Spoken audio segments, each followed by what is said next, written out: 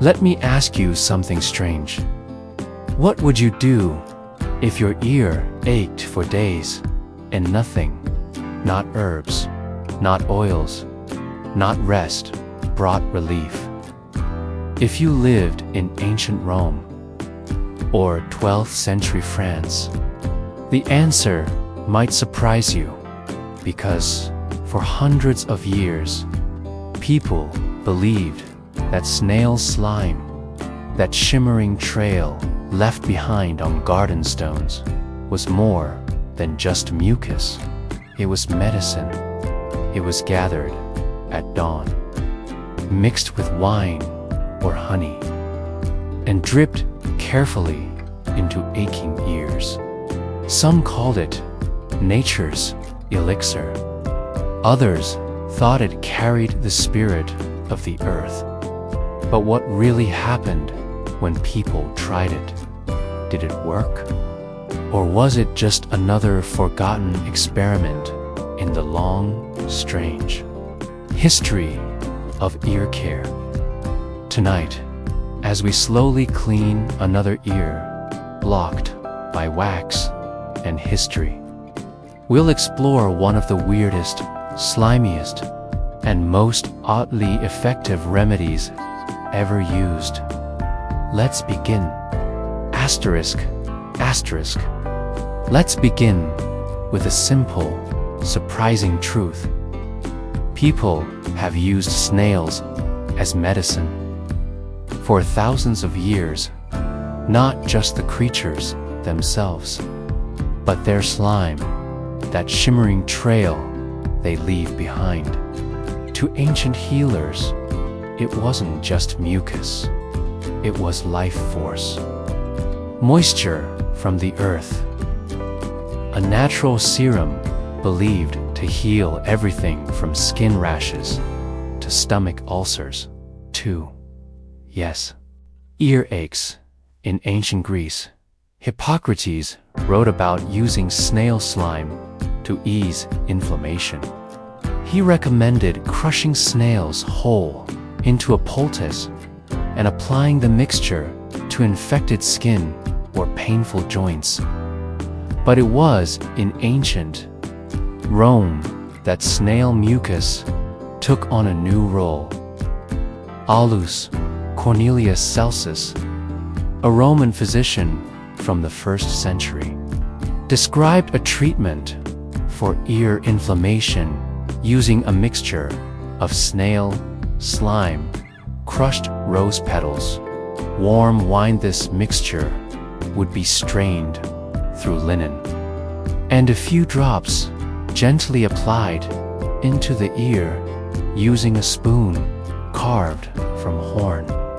It sounds strange, but Celsus believed this concoction had both cooling and antiseptic properties, a natural way to soothe pain and reduce swelling. He wasn't alone.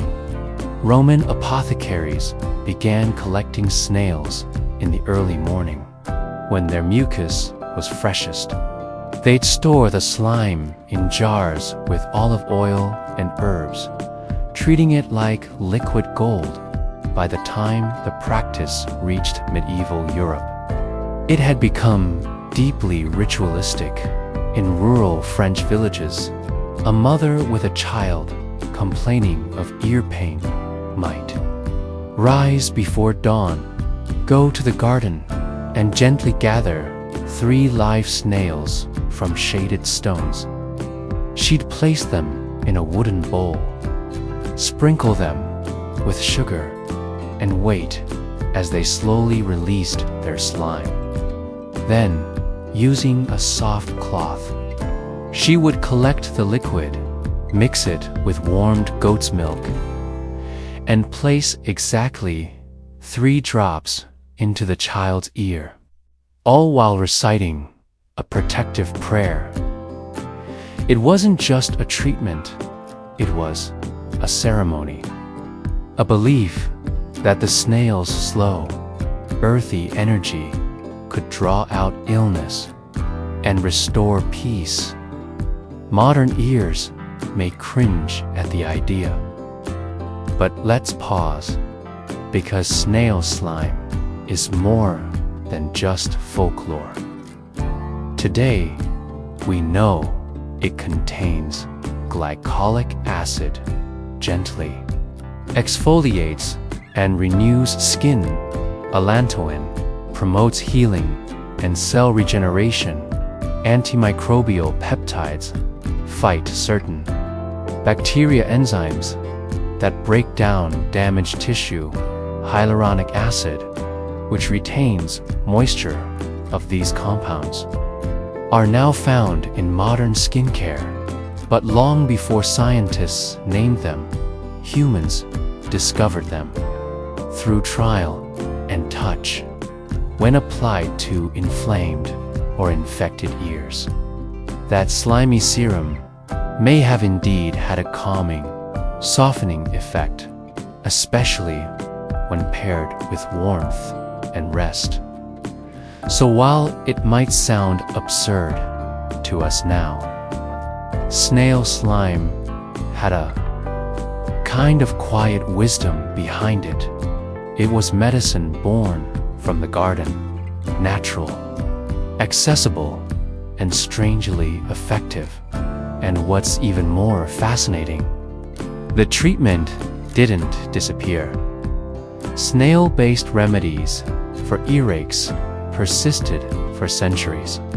From Renaissance apothecaries to 19th century English folk doctors in some remote areas of Italy and Spain, grandmothers still remember using snail extract as a last resort cure for chronic ear pain in children. It wasn't glamorous, but sometimes it worked. And when something works, even once, people remember. Asterisk, asterisk, let's go deeper. Because snail slime wasn't used the same way everywhere. Across different cultures, it evolved into dozens of strange and fascinating forms. In 15th century Germany, herbalists believed snail mucus worked best when combined with birch sap. They'd create a thick, sticky mixture, drop it into the ear at bedtime, and plug the canal with a piece of wool soaked in lavender. Oil, the goal, not just healing, but drawing out inner dampness, a concept tied to imbalance in body. Humors. Meanwhile, in northern Africa, Berber healers had a slightly different approach. They would not extract the slime at all. Instead, they'd allow a live garden snail to rest near the affected ear, letting it crawl slowly along the jawline. They believed the snail's movement deliberate, unhurried, stimulated nerves beneath the skin and pulled out negative energy through the pores. Some would then take the snail's trail, a clear line of mucus, and gently swipe it toward the outer ear canal. It was a mix of spiritual cleansing and slow sensory therapy. Back in France, snail remedies became part of early pharmacology. Apothecaries in Paris would gather dozens of snails at dawn, place them in glass containers lined with sugar, and collect the mucus as it slowly pooled at the bottom. This substance was then bottled, labeled serum, discarded, and prescribed for ear infections, mouth sores, and skin ulcers. The treatment even made its way into early hospital manuals in the 18th century.